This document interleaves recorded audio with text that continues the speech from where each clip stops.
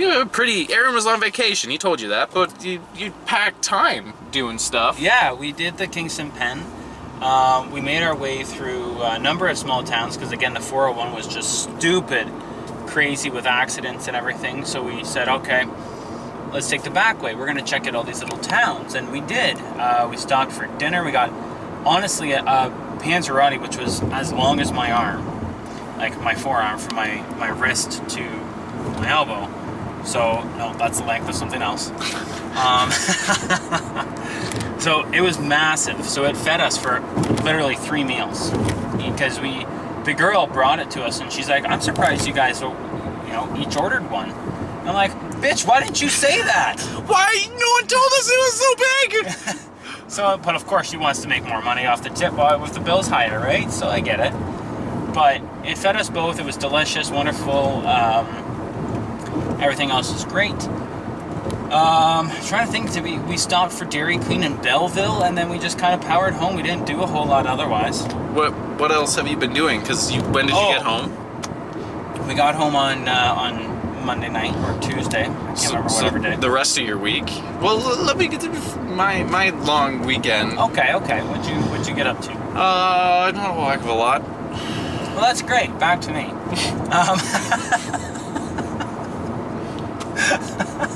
Seriously though, what did you do? Well, I had the week before off. You did. So, Canada day-long weekend, when you were just starting your vacation going to Ottawa, I was kind of winding mine down. We did the parade and the fireworks and that. It wasn't so good. But the week before, the weather was kind of crap. We had, like I told you, all these exciting adventures that I had planned. Did you do any of them? We only did the beach day. And how was that? There was only one day where it was sunny all the time. We went to Grand Bend to the beach because they have a really nice beach there. School was still in. Ah, so that's good. It was like the last day of school. It was getting busy. However, the problem was you have to pay for parking there unless you park away from all the activities. Right. And the parking meter machine wasn't taking debit or Visa, like that was fucked up on it. And the bill reader was also fucked up on it, so it was only taking coins. Now we could have hiked to a different one like a mile away, and then hiked back to the car. Probably had a ticket in the meantime. Oh yeah. But, so we only had $4 in change. And we were kind of like, well, how much, like $4 could, like, you could park for several hours in Stratford. Oh, easy. And Grand Bend's not, it's just a tiny place. $4 gets you an hour. Ugh. It's the minimum rate. So we stayed in Grand Bend for an hour. We didn't have time to do anything except walk up and down the beach. Like, there wasn't a point in doing anything. Did you visit, like, the Strip? We walked up and down the Strip too, yeah. And that was it. That's it, eh? So then we went to... So you didn't go in the water. I know you're adverse to water, but... I did. Not in Grand Bend, though. So then the plan was to go to Goderich, because parking there is for free. And we stopped and we had lunch in Bayfield. At Copenhagen's. It's like, they have a strip too. Bayfield is much more targeting the older... Marina class? Yes, the older generations. It's not you walk down the strip and there's blaring music coming from every restaurant and all the shops are open and they're selling, so it's the old people's Grand Bend. It's the old people's Grand Bend. And I actually really liked it. Well, which fits because I'm an old bugger now too. That's right. So then we actually stopped at a little secret hideaway spot on the beach, which I'm not gonna give a shout out because I don't want anyone finding out about my secret spot on the beach. The 8 views you're gonna get, maybe one day you're gonna run into a viewer. I don't want to run into a viewer at my secret hideaway Shower beach. of slime might show up sometime. I doubt it. I hope not, because that's my secret. I don't want anyone to be there. We were there for several hours. Was it Kitchigami? No, it wasn't Kitchigami. One couple, like, they were looking for plants or something. They walked up, maybe they got like 50 feet away before they turned back. And then when we were leaving, we passed some other people who we didn't even know were there. Were you having sex on the beach and they were watching? I mean, we could have been, and it was very private and it was awesome. I loved it.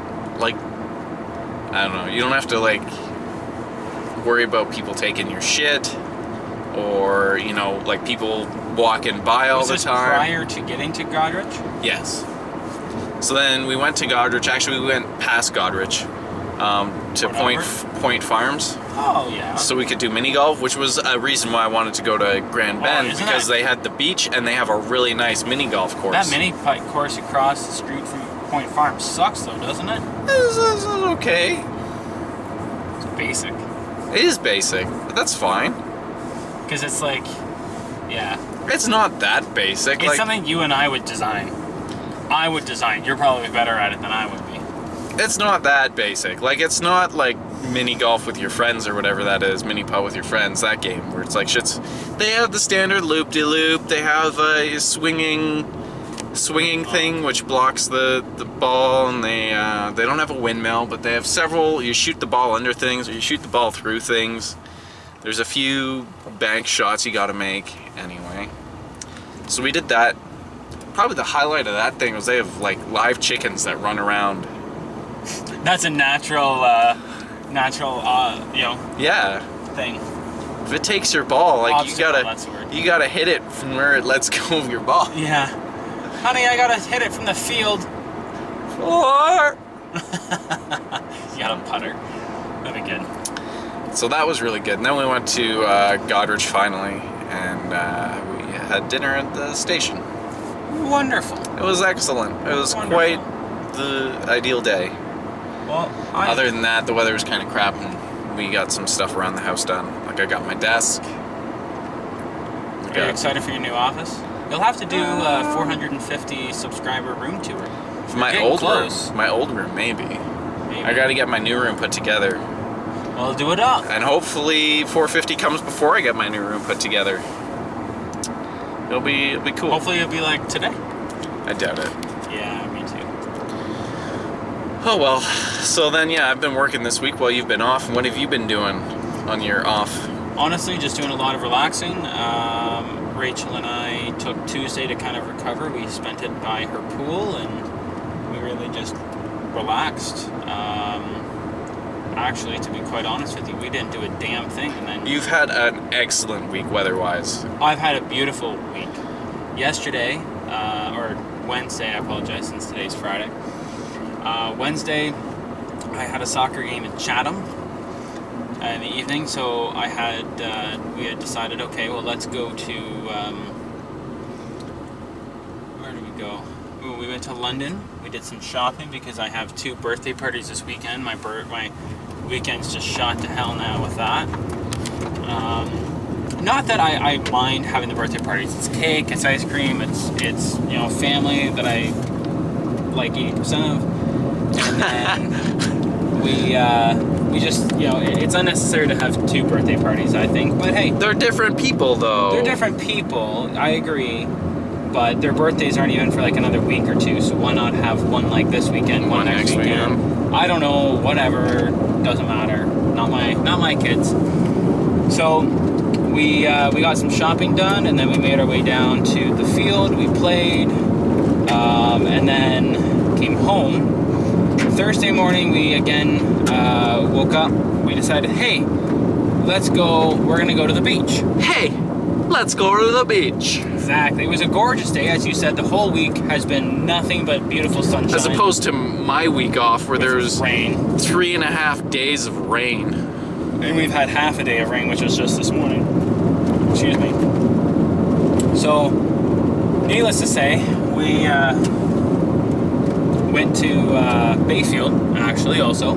Huh. We ate brunch at the Bayfield Berry Farm. And then we were like, hey, while we're here, we should pick some strawberries. So we went and we were going to pick strawberries because we had picked strawberries there last year and it was wonderful. You know, we got 4 big baskets. Everything was great.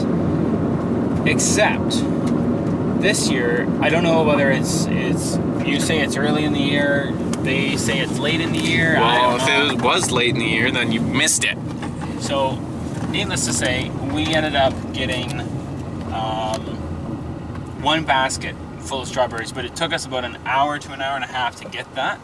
And we were so just exhausted from the sun beating down on us that we said, okay, let's not go to the beach. Let's just go back to your place. We'll lay by the pool, and everything was fine. So we had a pool day, and then we came back. We had dinner. I had another soccer game last night, so that was fun. And then after that, I came home, and well, this morning I woke up. I finished watching House of Cards. I had one episode left to go. Do you like House of Cards? I do. Give me a breakdown on House of Cards. House of Cards is essentially a political TV show that focuses on the ins and outs of the drama and the backstabbing and the actual politics of political life, and how somebody can go from Secretary of Housing to being the most powerful man or woman in the free world. So it's very interesting. Is it based on real life? He's doing work. That makes one of us. Hey, we're working right now. We are. I know, he's not. We are.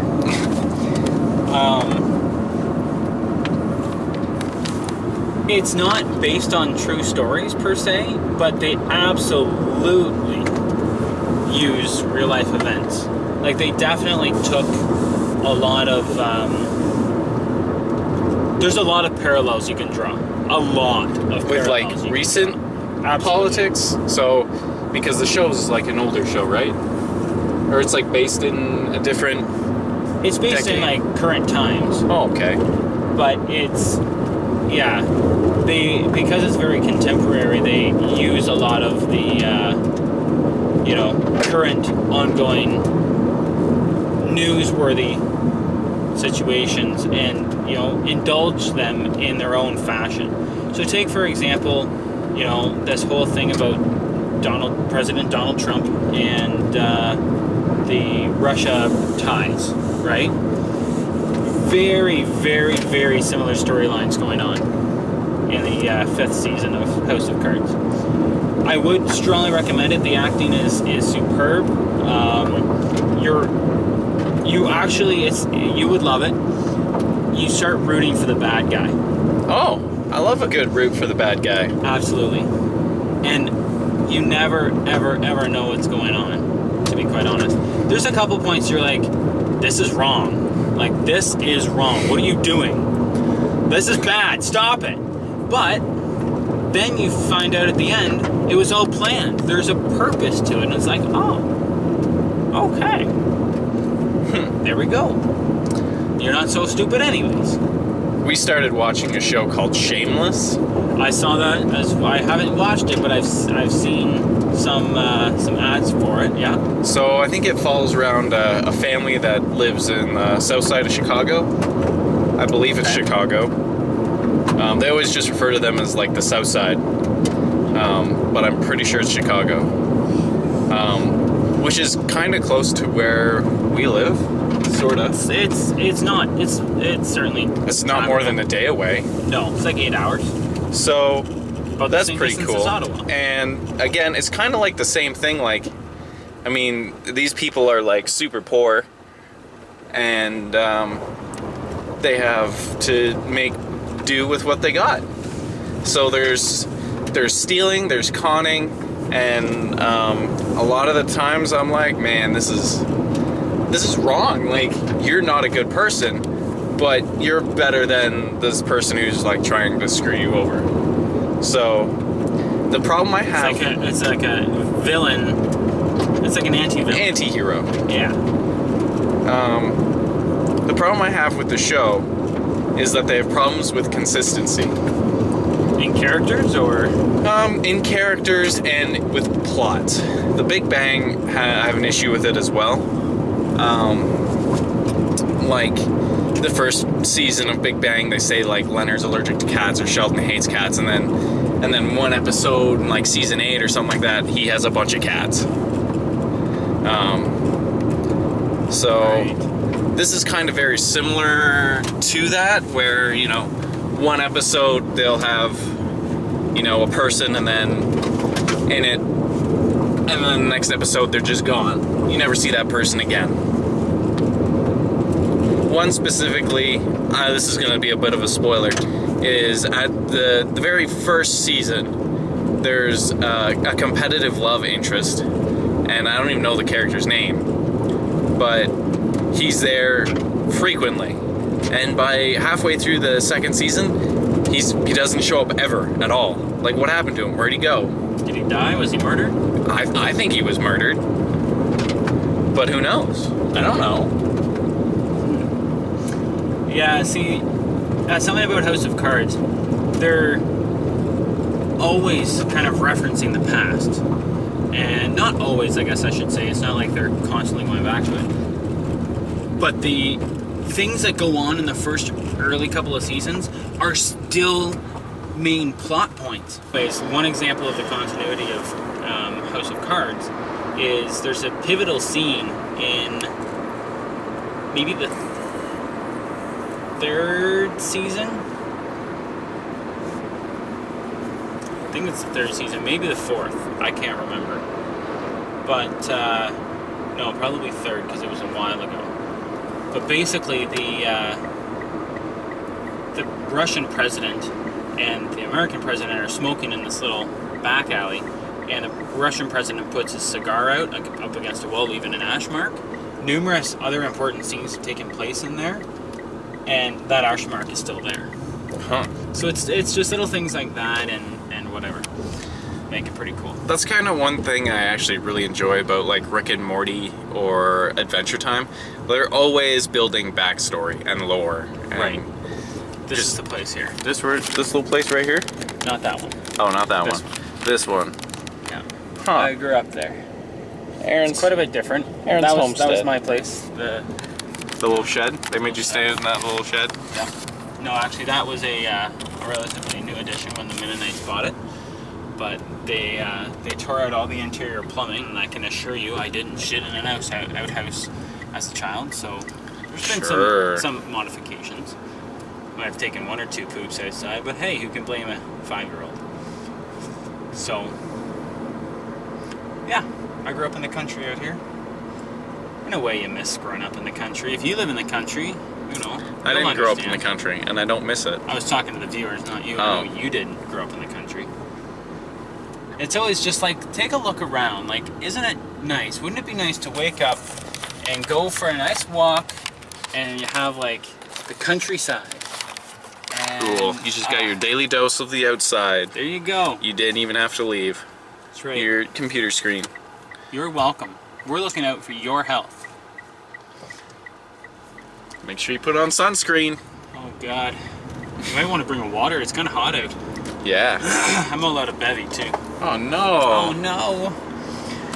So, Rick and Morty is always building backstory, you said. Yeah, and same with Adventure Time. Like, they always have the episodes moving forward, and they keep stuff that has happened continuous. So if there's like, right now there's a grass Finn in Adventure Time, and they keep him going forward, but they might have an episode going backwards showing Finn's mom and dad. So they're always building backstory and lore, but always still continuing forward. They'll That's like good for character development. it's absolutely great character development, and it's not like handed to you like expositionally, or like someone tells you a story. It's an actual episode, and it's pretty cool. That's awesome, and then you understand a little bit more, maybe why he's this way or that way or something, Yeah. right? And you're never asking, oh, what happened to this guy? This person was in the episode, like last episode, and they're gone now. What happened? Yeah. And then they just get like a throwaway line, maybe, if they're I gotta go. on top of it. Oh, this person had to go home because Because this they were bumped happened. off the island. What? All right. So I am looking for a new series to watch, actually. Rachel recommended me watch 13 Reasons Why, but it's about 13 reasons why Seen this that. teen committed suicide. Yeah, I've seen that. I thought it was kind of morbid of a show to watch. It is morbid, and I mean, I don't know. It's like high school teen drama. Yeah. You should watch Letterkenny. It's not. It's on Crave. I only have Netflix, and I don't. Get Cody. Oh, the little device you have? Well, you can get that on your computer too. Cody's just a program. The little device is basically like a... Or like your Android box. Yeah, the little Android box is basically just there to run programs. It's like a smartphone, but a little less smart. Or it's a small, very small computer kind of. So you can just download the Kodi, and it is a pain in the ass to use sometimes if you want to set it up, but... Well, maybe we'll take a look at that. I do want to see Letterkenny, absolutely. Oh, sorry, I need to crack my back. But, yeah, so literally about half an hour. I only got half an hour into the first episode of 13 Reasons Why, so I'm not invested in it yet. It does have an interesting beginning, and I think it's just the same as any book. That first episode and the first part of that episode really needs to seize you, seize your attention, make you want to know more, see more. Because how many times do you go into a bookstore and you're like, I don't know what the hell to buy? Every time I go into a bookstore. Precisely. And you can ask the person working at the desk. They have a really good, like if you ask them, they can ask you what you're into, and you tell them, and they have a good idea. They do. But for them to get into a story, I'm sure they're not going to read Moby Dick, as you mentioned in that video, about how long it takes to get into a book. And then even still, if you're determined to get through it, whether it's because it's a classic or because you say, nope, I'm going to read this through, if it's dreadful for the first 100 or 200 pages, it takes a long time to get through. You're not interested, you're not enticed to pick that book back up and continue reading it.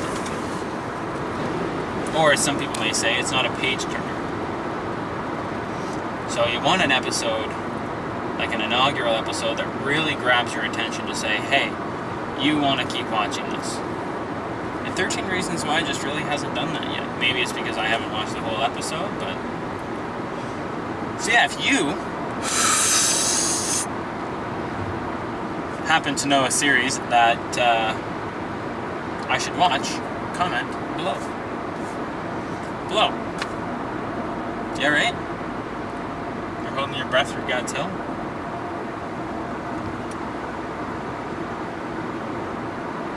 Can he do it, folks? Can he do it? You're not through until we get past this fence. Sorry, I was speeding. I should really do the speed limit.